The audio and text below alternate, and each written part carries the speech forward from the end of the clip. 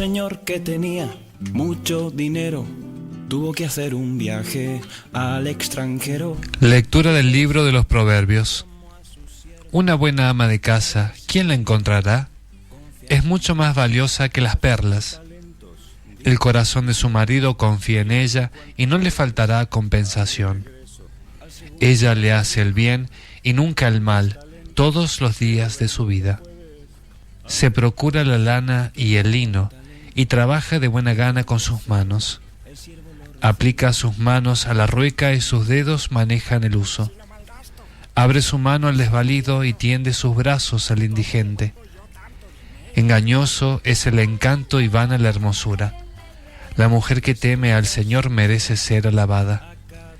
Entréguenle el fruto de sus manos y sus obras la alaben públicamente. Palabra de Dios. A cumplir el encargo fueron al punto. Feliz quien ama al Señor. Feliz el que teme al Señor y sigue sus caminos. Comerás del fruto de tu trabajo, serás feliz y todo te irá bien. Feliz quien ama al Señor. Tu esposa será como una vid fecunda en el seno de tu hogar, tus hijos como retoños de olivo alrededor de tu mesa. Feliz quien ama al Señor. Así será bendecido el hombre que teme al Señor. Que el Señor te bendiga desde Sión todos los días de tu vida, que contemple la paz de Jerusalén. Feliz quien ama al Señor. Cuentas, muy satisfecho, siervo fiel y cumplidor. Lectura de la primera carta del apóstol San Pablo a los cristianos de Tesalónica. Hermanos, en cuanto al tiempo y al momento, no es necesario que les escriba. Ustedes saben perfectamente que el día del Señor vendrá como un ladrón en plena noche. Cuando la gente afirme que hay paz y seguridad, la destrucción caerá sobre ellos repentinamente, como los dolores del parto sobre una mujer embarazada, y nadie podrá escapar. Pero ustedes, hermanos, no viven en las tinieblas para que ese día los sorprenda como un ladrón. Todos ustedes son hijos de la luz, hijos del día. Nosotros no pertenecemos a la noche ni a las tinieblas. No nos durmamos, entonces, como hacen los otros. Permanezcamos despiertos y seamos sobrios. Palabra de Dios. Aleluya. Permanezcan en mí como yo permanezco en ustedes. El que permanece en mí da mucho fruto, dice el Señor. Aleluya. Evangelio de nuestro Señor Jesucristo según San Mateo. Jesús dijo a sus discípulos esta parábola. El reino de los cielos es también como un hombre que al salir de viaje llamó a sus servidores y les confió sus bienes. A uno le dio 5 talentos, a otro 2, y uno solo a un tercero, a cada uno según su capacidad, y después partió. Enseguida, el que había recibido 5 talentos fue a negociar con ellos y ganó otros 5. De la misma manera, el que recibió 2 ganó otros 2, pero el que recibió uno solo hizo un pozo y enterró el dinero de su señor. Después de un largo tiempo, llegó el señor y arregló las cuentas con sus servidores. El que había recibido los 5 talentos se adelantó y le presentó otros 5. Señor, le dijo, me has confiado 5 talentos. Aquí están los otros 5 que he ganado. Está bien, servidor bueno y fiel, le dijo su señor. Ya que respondiste fielmente en lo poco, te encargaré de mucho más. Entra a participar del gozo de tu señor. Luego llegó el que había recibido 2 talentos y le dijo, Señor, me has confiado 2 talentos. Aquí están los otros 2 que he ganado. Está bien, servidor bueno y fiel. Ya que respondiste fielmente en lo poco, te encargaré de mucho más. Entra a participar del gozo de tu señor. Luego llegó el que había recibido un solo talento. Señor, le dijo, sé que eres un hombre exigente. Cosechas donde no has sembrado y recoges donde no has esparcido. Por eso tuve miedo y fui a enterrar tu talento. Aquí tienes lo tuyo. Pero el Señor le respondió, servidor malo y perezoso, si sabías que cosecho donde no he sembrado y recojo donde no he esparcido, tendrías que haber colocado el dinero en el banco y así, a mi regreso, lo hubiera recuperado con intereses. Quítanle el talento para dárselo al que tiene 10, porque a quien tiene se le dará y tendrá de más, pero al que no tiene se le quitará aún lo que tiene. Echen afuera a las tinieblas a este servidor inútil. Allí habrá llanto y rechinar de dientes. Palabra del Señor. Alejarse, 2 siervos suyos a cumplir el encargo fueron al punto. Bendecido domingo para todos. Le damos gracias al Señor por los muchos regalos que nos da espiritualmente y por todo lo que podemos hacer mediante esos regalos. Una vez más, la liturgia nos invita a contemplar esta parábola de los talentos. Que más que hablar de los talentos, hablamos de quienes son responsables de cuidar esos talentos en esta parábola.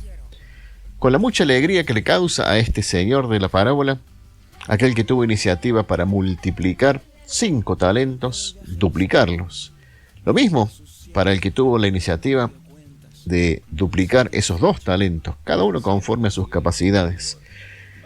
Y la mucha tristeza que le causa a este señor de la parábola, aquel que no multiplicó absolutamente nada. Sí sabemos que estos talentos de la parábola están representando bienes espirituales, que pueden ser muy diversos, pero que todos tienen que ver con los dones que el Señor nos presta o nos confía. Pero, ¿qué tal si lo analizamos desde el punto de vista económico? Sabemos que los talentos eran una suerte de lingotes, mayormente de plata, que por supuesto tenían un valor económico importante. ¿Qué tal sería si hablamos de dinero en este caso? Y que en lugar de hablar de talentos, de 5, de 10, habláramos de sumas de dinero. ¿Qué tal millones de dólares? ¿Sería lo mismo para nosotros no multiplicar esos millones de dólares? Ya que los tenemos y que tenemos el deber de cuidarlos y también el deber de multiplicarlos. Ya cuando hablamos de bienes económicos, todos estamos dispuestos a trabajar, excepto los perezosos. O tal vez no tan perezosos, sino los egoístas. ¿Y por qué digo egoístas? Porque sí sabemos que estos talentos eran del Señor, eran de ese rey de la parábola y no les pertenecían a los administradores. Ellos sencillamente los administraban. ¿Será entonces que al asumir de que algo no es nuestro no le damos la importancia debida? ¿No es eso acaso entonces egoísmo? Y en esa misma línea de cosas, ¿es el egoísmo algo que a Dios le agrade? Definitivamente no. Por consiguiente nos lleva esta reflexión y este razonamiento a darnos cuenta lo importante que es ese bien, ese don que hemos recibido de parte del Señor, el valor que el Señor le da. Más sobre todo cuando planteándolo desde el punto de vista del juicio que este Señor hace, de cosechar donde no sembró, de recoger donde no esparció. 2 cosas totalmente imposibles en términos terrenales y en términos humanos, pero que absolutamente para nada son imposibles bajo la mirada de Dios. ¿Y qué te trato de decir con esto? Que es cuestión de tener iniciativa y de asumir que somos parte de un todo, y que todos nos beneficiamos cuando se nos confía algo y sobre todo cuando se tiene la iniciativa de multiplicarnos. Y hablo ya así de los dones. ¿Para qué tener guardados dones que pudiéramos multiplicar para el bien de todos? Porque aquí también está representada en la parábola la retribución de parte de ese Señor que pone aquí el ejemplo. Le dice a los 2 que trabajaron, bien por ustedes, ahora van a tener más por el trabajo que hicieron. Y remata esa frase diciendo, el que tiene se le dará y el que no tiene se le quitará hasta lo que tiene. Es decir, que la retribución está garantizada. Y no por el hecho de que haya sencillamente una retribución, sino por lo mucho que nos podemos beneficiar de todo lo que es de Dios. Ahí lo dirá con una frase tan clarita, entra en el gozo de tu Señor. La alegría de Dios es también nuestra alegría cuando le somos fieles. Pero cuando le somos perezosos o egoístas, no vamos a participar no solamente de ninguna alegría, sino que la poca alegría que pudiéramos tener se nos va a ser quitada. Yo creo entonces que analizándolo desde este punto de vista, y siendo santos en nuestra forma de actuar y reflexionar, no queda ningún otro tipo de opción santa que no sea multiplicar lo que Dios nos ha dado. Y esto nuevamente dicho desde el punto de vista espiritual. Te concedo quizás la duda de que no sepamos cuáles son esos talentos que el Señor te confía, ni cuántos son esos talentos que el Señor te confía. Esto ya es trabajo para una dirección espiritual y un discernimiento espiritual que desde luego no podemos ni debemos hacerlo solos, en lo individual o en lo personal, sino en comunión con la Iglesia, a través de la dirección espiritual de un sacerdote o una persona calificada para hacerlo. Tenemos un deber. De lo contrario somos egoístas y perezosos, y eso ya de por sí son pecados. Y si hay pecado, pues no tenemos buenos resultados al respecto. Confiemos más bien en ese Señor Todopoderoso que cosecha donde no sembró, recoge donde no esparció. Un Dios de imposibles. Ese es nuestro Señor Jesucristo. El único Dios al que amamos, al que servimos, al que adoramos. Como todos somos servidores, pues todos tenemos el deber de reflexionar y de multiplicar los talentos, los valores, los dones que el Señor nos ha confiado. Que sea nuestra motivación para esta semana y para toda nuestra vida en esta tierra. Alabado sea Jesús. Que Dios les bendiga. 2 siervos suyos a cumplir el encargo fueron al punto. Uno compró unas ovejas, hizo crianza, tenía 5 monedas, ganó otras tantas. El otro compró terrenos para labranza, con la cosecha logró doble ganancia. Al siervo que recibió solo un talento, le dio pereza y no hizo ningún esfuerzo.